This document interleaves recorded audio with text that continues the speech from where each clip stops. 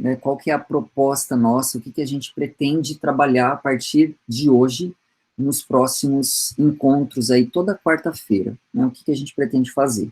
A ideia, nesses próximos encontros, vamos passar aqui algumas boas semanas nesse assunto, a ideia é trabalharmos esse assunto, né, esse objeto matemático, essa área, né, dentro da matemática, essa parte do cálculo diferencial integral, que a gente chama de integrais, né? Integral é um negócio que, não sei se aconteceu com vocês, mas comigo aconteceu. Eu sou testemunha viva disso. Quando a gente entra num curso superior da área de exatas, né, ou da área de biológicas que tem a cálculo 1, né, como é o caso do pessoal da biotech que está aqui, quando a gente faz isso, a gente tem sempre os coleguinhas veteranos que recebem a gente, não tem? Sempre tem a galera, né, que recebe a gente, faz aquela zona com a gente, né? Depois a gente faz igualzinho com os nossos bichos, né? Assim, é a lei da vida, né? É a lei da vida. E aí você entra, né? E aí os veteranos vão te contar sobre um tal de cálculo, né? E aí eles vão falar de um troço chamado integral. Você nunca ouviu falar na vida. Para você, integral era coisa de leite, né? Leite integral, não sei o quê, né? Mas, para além disso, né, arroz integral no máximo, né? Aliás, isso é uma outra coisa, né? Você nunca mais consegue falar a palavra entregar, né? Você tem que parar, pensar, reflete, né? Vamos lá, entregar. Aí sai, né? Se você tentar de cara, vai sair integrar, entendeu? Você não entrega mais nada, você só integra, entendeu? Inclusive, né, assim, ó, a hora que você for e entregar para Deus, você vai integrar para Deus agora, entendeu? Você esquece esse negócio de, né?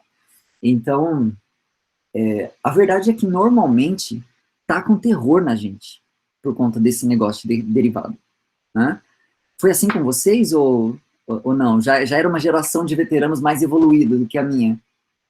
Mas o fato é que das ideias dentro do cálculo diferencial, essa que trata esse conceito, esse objeto, né, chamado integral, né, as integrais, eles realmente são, dentro de tudo que a gente encontra no cálculo, dentro dessa teoria do cálculo diferencial integral, a gente está realmente falando daquelas ideias que são as mais profundas e as mais complexas, no sentido de envolverem um nível de complexidade mesmo, assim, de trabalho maior no processo de estabelecer cálculos, né, de integrais, de fazer isso de maneira mais prática, né? De fato, essa é a parte mais difícil e mais desafiadora do cálculo diferencial integral 1, né? Sem sombra de dúvidas. Né? No caso aqui dessa disciplina, né, essa disciplina é a disciplina de cálculo B, é uma disciplina que acho que até não está mais, pelo menos nesse formato, ela não está mais nos currículos nem da química e nem da matemática. É isso mesmo? Não está, né? Deu uma reestruturada em ambos os cursos. Mas na estrutura anterior, tanto para o curso de matemática quanto para o curso de licenciatura em química, eles não faziam cálculo 1, cálculo 2, eles faziam cálculo A, que era só limites, derivadas, né, feito com mais calma, né, mais cuidado, e o cálculo B começando com integrais e terminando, avançando para equações diferenciais. De fato, essa é a estrutura desse curso, dessa disciplina aqui. Por isso que a gente começa, né, a gente começa o curso com o conceito de integrais. Quer dizer, o final do cálculo 1 é o começo do cálculo B, né, essa aqui é a ideia. E por que essa ideia, por que essa parte do cálculo é a mais desafiadora? Porque a gente começa a perceber que, por exemplo, a gente vai aprendendo a derivar, né? E a gente sofre também, assim, para entender a lógica daquele negócio, né? De entender o que está por trás do processo de derivação, entender o né, assim, quais são os elementos mais intuitivos dentro daquilo. Mas aos pouquinhos a gente vai digerindo aquilo, né? E a gente entende que, olha, tem aquele limite lá para calcular a derivada, mas usando aquele limite, a gente vai estabelecendo o que nós chamamos de regras de derivação. Então eu aprendo que tem uma regra para derivar a soma de funções, tem uma regra para derivar produtos de funções, tem uma regra para derivar quociente de funções, tem uma regra para derivar composta de funções. E a gente vai ampliando essa quantidade de regras de derivação até chegar num ponto em que a gente consegue literalmente derivar qualquer coisa. A gente consegue derivar qualquer coisa. Pode ser que dê trabalho, pode ser que seja chato. E às vezes é chato mesmo, assim. O processo de cálculo de derivadas, ele é chato de fazer. Mas ele não é difícil. Ele não é, assim, desafiador no sentido de que, olha, sempre tem uma sacada, sempre... Não, é aquilo, é assim, tem a receita de bolo. Aí você pega a receita, segue, aqui põe 3 ovos, né? Aqui põe farinha, né? Põe um copo de farinha, aqui põe não sei o quê. Você segue a receita, no final vai dar certo. Né? Vocês concordam comigo? Tanto o pessoal que já viu aí, né, bastante sobre derivadas, quanto o pessoal que está vendo agora. Vocês concordam comigo que, uma vez estabelecidas as regras de derivação, só mandar a função que a gente deriva? Né? Manda a função que a gente deriva. Aplica, vê qual regra tem que aplicar. Essa aqui tem que aplicar quociente, essa aqui tem que aplicar regra da cadeia, essa aqui é produto, essa daqui tem que aplicar tudo junto, né? A gente aplica, a gente faz. O grande problema com as integrais é que não é bem assim, né? A gente não tem, por exemplo, a regra do produto para calcular integrais. Eu sei a integral dessa função, sei a integral dessa outra. Tem uma regra para calcular a integral do produto? Cara, não tem. Né? Isso eu estou falando do produto. Do quociente, piorou. Né? Apareceu um quociente na integral. Ixi, né? Aí, assim, esquece. Né? Inclusive, também, relembrando aqui meus tempos de bicho, né? Assim, o meu cálculo 1, cálculo 2, foi tudo dado pelos Guidorizes, né? De volume 1 a volume 4, assim, eu zerei os 4 Guidorizes, né? Os meus professores usavam o Guidorize como livro-texto. E lá quando no Guidorize ele trata de integrais, e aí dentro do conceito de integrais, ele vai falar de integrais de funções que envolvem raiz quadrada, né? Por exemplo, derivar a função que envolve raiz quadrada é uma coisa tão difícil? Não, né? Dá para derivar a função que envolve raiz quadrada. A raiz quadrada é a mesma coisa que elevar a meio, então para derivar é usar a regra do tombo, né? No máximo você vai ter que usar aí uma regra da cadeia e tal, mas dá para fazer, não tem problema, né? Agora, se aparece uma raiz quadrada na integral, aí às vezes dá até vontade de chorar, né? Porque o negócio fica, né? E aí no Guidorize mesmo, ele tem uma frase lá assim, a frase dele é assim: raiz quadrada no integrando, ou seja, dentro da integral, é uma coisa muito desagradável. Né? A gente até, assim, carinhosamente, né, quando alguém nos irritava muito, a gente chamava, seu raiz no integrando, né? Uma coisa extremamente desagradável, assim, sabe? Então, assim, né, mas não é o caso de ninguém aqui, tá? Ninguém aqui é raiz no integrando. E, enfim, o fato é que esse é o grande problema, né, quando a gente fala de integrais. A gente não tem regras tão gerais que valem para qualquer produto de função, qualquer quociente de função. Tem uma regra da cadeia para integrais? Não tem. A gente meio que tem que ir se virando como dá. É assim que é, né? E a grande verdade é que, se a gente é capaz de derivar praticamente qualquer função que derem para a gente, tem um bando de funções que a gente não consegue integrar. E não é que assim, eu não consigo porque eu sou burro. Eu não consigo porque não dá para fazer. Entende? Porque não há técnica que dê conta da gente de fazer a conta e sair com o resultado. Né? Então, claro, a gente está falando de algo desafiador. Né? Agora, eu volto assim, aqui para o pessoal que estava na aula de segunda aqui, né? Eu falei bastante que a nossa mente, ela é movida a desafios. Nós gostamos de ser desafiados, né? E então, quando eu digo que a integral é a parte mais desafiadora do cálculo, então eu quero que vocês usem isso como um elemento motivador, né? Encarem isso como um desafio, da mesma forma como você pega o Sudoku Super Extra Hard, que é difícil pra caramba, né? Mas você pega e você faz, porque você gosta, você é movido a desafios, né? Integral é a mesma coisa. É desafiador, sim, mas eu sou movido a desafios. Então, eu quero me superar e eu quero domar esse negócio. É possível? É, com certeza. Com certeza é possível. Né? É difícil? É, mas vocês são mais, entendeu? Eles são a integral é duro? É, mas nós somos mais, entendeu? E a gente vai e a gente dá conta. Então, queria fazer essa introdução para que a gente entre no espírito, né? Para que a gente olhe da forma certa e com o espírito certo para as integrais. Né? E assim, que a gente consiga perceber a beleza em tudo que a gente vai ver.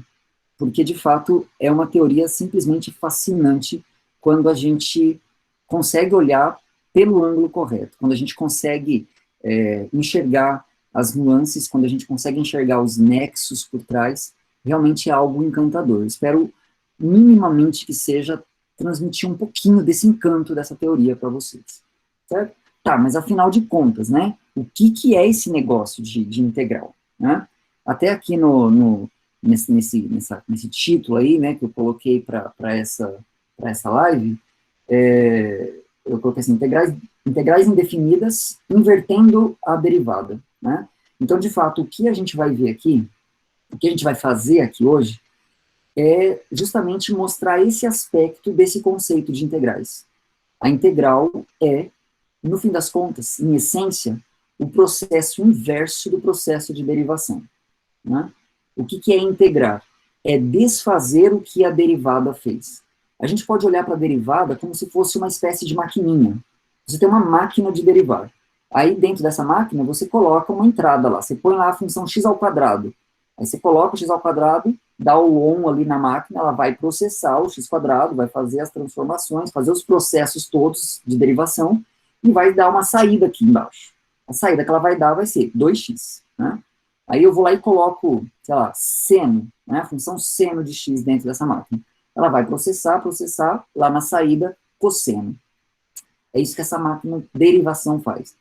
O que a gente vai querer fazer é pegar essas saídas aqui, enfiar de volta nessa máquina e ver se a gente recupera aquilo que entrou. Né? É literalmente fazer o processo inverso. Ah, eu sei derivar. Beleza, só que agora eu quero pegar aquele resultado final do processo de derivação e tentar fazer o processo inverso e obter a função que eu tinha lá na entrada da maquininha de derivação. Né? Em suma, do ponto de vista que a gente vai abordar hoje, isso é o que nós entendemos por integração. O que seria um processo de integração? É o processo de inverter o que a derivada fez, de desfazer o que a derivada fez. Né? É o processo inverso do processo de derivação. Enquanto ideia, isso ficou claro para vocês? Ficou claro? Né? Faz bastante sentido, então, que esse conteúdo esteja lá grudado com as derivadas, né? Porque, afinal de contas, se eu aprendo a derivar, agora eu quero aprender a fazer o processo inverso. Mas, caramba, por que precisa aprender a fazer esse processo inverso? Né? Você não está contente que você já aprendeu a derivar, por que você quer colocar de volta lá e fazer sair o negócio? Não colocasse, então. Se você vai querer desfazer, não fizesse, então, né? Você vai querer desfazer o processo de derivação. Então, por quê? Né? Por que isso? A razão é que, à medida que os problemas foram sendo abordados, problemas essencialmente ligados ao movimento, a movimentos das coisas, né? Movimentos, enfim, de todo tipo, eles começaram a perceber alguns padrões, né? E algumas coisas começaram a ficar claras, né? E dentro desses padrões, problemas começaram a surgir do tipo, sei lá, eu conheço a velocidade, por exemplo, de um certo objeto, mas eu queria saber quem é a função de posição, que eu ainda não conheço. Né? Ah, mas eu sei que a velocidade é a derivada da posição. Né? Se fosse ao contrário, eu tenho a posição, queria conhecer a derivada, queria conhecer a velocidade. Muito simples. Pega a expressão que você tem, a lei que você tem para a posição desse objeto, deriva. O resultado é a velocidade. Só que, em vários contextos, o problema era exatamente o oposto. Eu tenho a velocidade, quero saber quem é a função. Né? Tem a velocidade, quero saber quem é a função. Então, Agora, o problema é justamente o inverso. Eu estou com a derivada da coisa na mão. Eu quero saber quem é a coisa, né? Então, problemas dessa natureza foram surgindo de maneira muito natural. Então, de fato, foi uma necessidade tentar estabelecer mecanismos para esse processo inverso da derivação, né? Mas, essencialmente, isso é o que nós entendemos por integração, tá? Inverter, desfazer o que a derivada faz, ok? Então, assim, só para a gente já estabelecer os termos, a gente vai usar o seguinte nome, né? Aliás, ou esses dois nomes, né? Assim, eles são sinônimos. O que significa? Que significa dizer que uma função f, aqui eu estou usando a mesma letra, né? Porque tradicionalmente é feito assim nos livros. Então, f maiúscula e f minúscula, tá? Tem duas funções aí. É a f zona e a f zinha, tá? Então, eu vou dizer que a função f zona é uma primitiva da função f zinha, né? Uma primitiva ou uma antiderivada, esses dois termos são sinônimos, tá? Onde você encontrar a palavra primitiva, é a mesma coisa que se você encontrar a palavra antiderivada, tá? Então, o que significa dizer que a função f zona é primitiva ou antiderivada de f zinha? Ela será uma primitiva de f zinha se, quando eu derivar a f zona, o resultado for a f zinha, né? Ou seja, se f zona linha de x for igual a f zinha, então eu digo que f é primitiva de f zinha de x. Então, ou seja, né, o que está escrito ali em cima é exatamente essa equivalência que eu espero que deixe para vocês claro essa coisa do processo inverso. Então, f zona é uma primitiva de f de x, C e somente C, f de x é a derivada de f zona. Essencialmente é isso. Conseguem perceber a coisa o inverso aí da derivada? Né? Uma função é a primitiva da outra, se a outra for a derivada da uma. Conseguem perceber a lógica da inversão aí dos papéis, né? Então, por exemplo, quem é a derivada de x ao quadrado? Quem é a derivada de x ao quadrado? Derivada de x ao quadrado, 2x, certo? 2x. Portanto, posso dizer que x ao quadrado é uma primitiva de 2x? Posso ou não posso? Posso, né? Se 2x é a derivada de x ao quadrado, é porque x ao quadrado é primitiva de 2x. Concorda? Tudo bem? Né? Agora percebam os artigos que estão sendo usados nessa frase aqui embaixo, ó. F maiúscula de x é uma primitiva de f de x, C e somente C, fzinha de x é a derivada de f zona de x. Do lado esquerdo, o artigo que eu usei foi uma. Do lado direito, o artigo foi a. Né? O artigo a, ele pressupõe unicidade. Né? Uma função, você pega uma função e deriva. O resultado dá uma coisa só ou dá um monte de coisa diferente? Dá uma coisa só, né? Deriva o x quadrado, o resultado dá 2x. Não dá mais nada além disso. Agora, beleza. X ao quadrado, segundo esse conceito que a gente está introduzindo aqui, x ao quadrado é primitiva de 2x. Né? 2x é derivada de x quadrado, portanto, x ao quadrado é primitiva de 2x. Agora, tem alguma outra primitiva de 2x que vocês conheçam? Vocês conseguiriam me dar um outro exemplo, um só, de outra função que também é primitiva de 2x? Ou seja, outra função que quando eu derivo, o resultado dá 2x. Tem algum? Pronto, Marcelo, perfeito. X ao quadrado mais 1. Né? Se eu derivo x ao quadrado mais 1, o resultado vai ser derivada de x quadrado mais 1. Derivada de x quadrado mais derivada de 1. Derivada de x quadrado 2x, derivada de 1 é constante, então derivada dá zero. O resultado vai dar 2x. Ou seja, se 2x é a derivada de x ao quadrado mais 1, então é porque x ao quadrado mais 1 é uma primitiva de 2x. né? Assim como x ao quadrado mais 2 também é uma primitiva de 2x. Concordam ou não? Concordam? Assim como x ao quadrado mais π. Né? Concordam que x ao quadrado mais π é também uma primitiva de 2x? Concordam? Concordam que x ao quadrado mais 59,17 é também uma primitiva de 2x? Concordam, né, em geral, que x ao quadrado mais c, sendo c qualquer constante real, será uma primitiva de 2x? Concorda? Então, olha só, aí a gente já começa a perceber um negócio, né, uma certa anomalia nessa máquina de desfazer o que a derivada fez. Eu pego, por exemplo, o x ao quadrado, enfio dentro da máquina que deriva, da máquina de derivar, aí eu coloco ela aqui dentro, x ao quadrado. Aqui embaixo saiu 2x. 2x, né? Agora, eu vou inverter essa máquina aqui, né? Vou inverter, vou pegar o 2x e vou colocar na máquina que calcula a antiderivada, né? Que calcula a primitiva. Pego o 2x, coloco aqui dentro. Aqui embaixo vai sair uma coisa só? Peguei o 2x, tá? Peguei o 2x, coloquei aqui dentro. E agora vai sair a primitiva aqui embaixo. Vai sair uma primitiva só? Vai sair só o x quadrado que tinha entrado? Não. Vai sair o x quadrado, vai sair o x quadrado mais 1, o x quadrado mais 50, o x quadrado mais e. Vai sair o x quadrado mais c, para qualquer c constante. Né? Vai sair um monte de gente.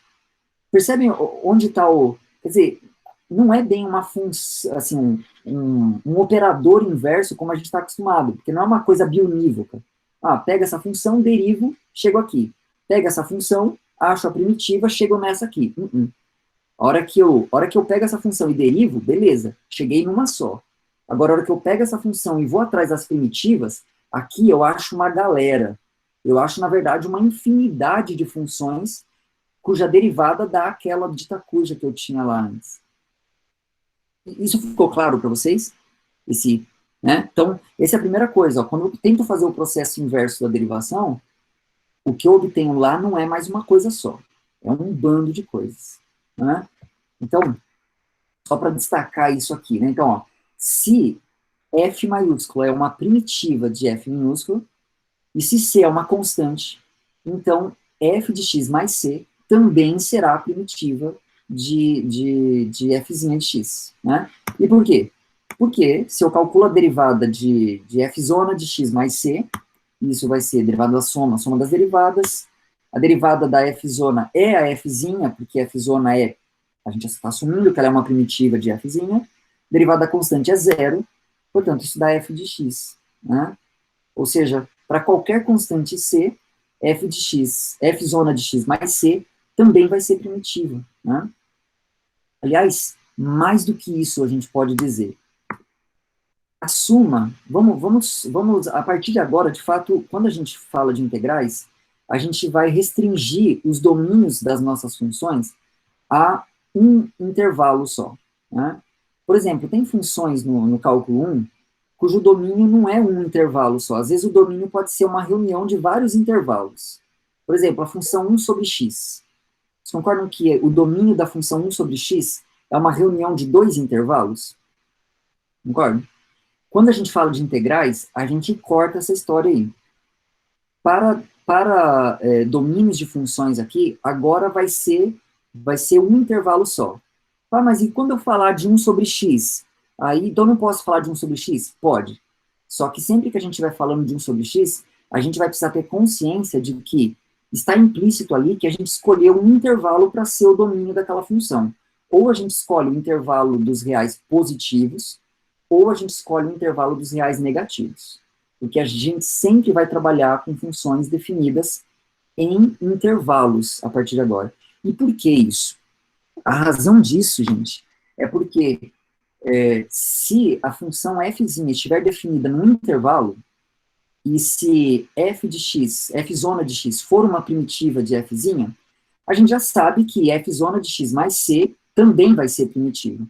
Mas o que eu estou dizendo aqui é que não existe nenhuma outra primitiva dessa função nesse intervalo, a não ser essas.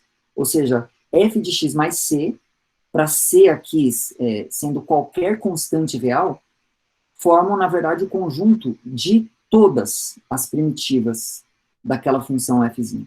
Né? Não falta ninguém aqui. Então, pega uma função f, então, sei lá, 2x, vamos usar o exemplo que a gente está usando bastante, né? 2x. E aí eu quero encontrar todas as primitivas dessa função 2x. Né? Bom, eu já achei uma, que é x quadrado. Você achou uma, que é x quadrado, automaticamente você já achou uma infinidade. É só fazer x ao quadrado mais c, sendo c qualquer número real, qualquer constante real. Aí você já achou uma infinidade. O que a gente está dizendo nesse slide é que, na verdade, x ao quadrado mais c, fazendo c variar sobre todo o conjunto dos números reais, ali está a totalidade das primitivas de 2x. Não tem nenhuma outra além dessas. São só essas. Né? Então, x ao quadrado mais c corresponde à totalidade das primitivas de 2x. Certo?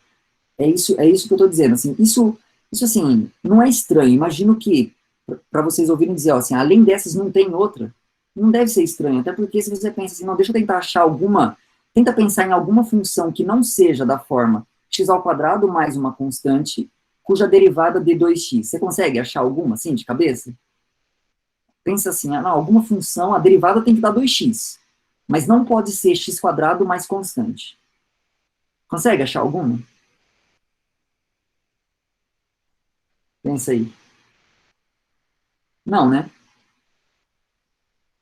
Não, né, você pensa um pouco, você vê, pô, acho que não sei, não conheço nenhuma. E você não vai conseguir achar mesmo. Por quê? Porque não tem.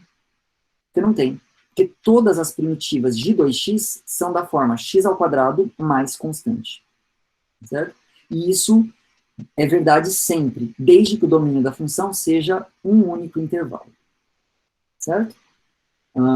Esse resultado aqui, assim, se você olhar nos textos, né, no nosso livro-texto, que é a apostila do João Sampaio, tem a justificativa, né, tem um argumentozinho e tal.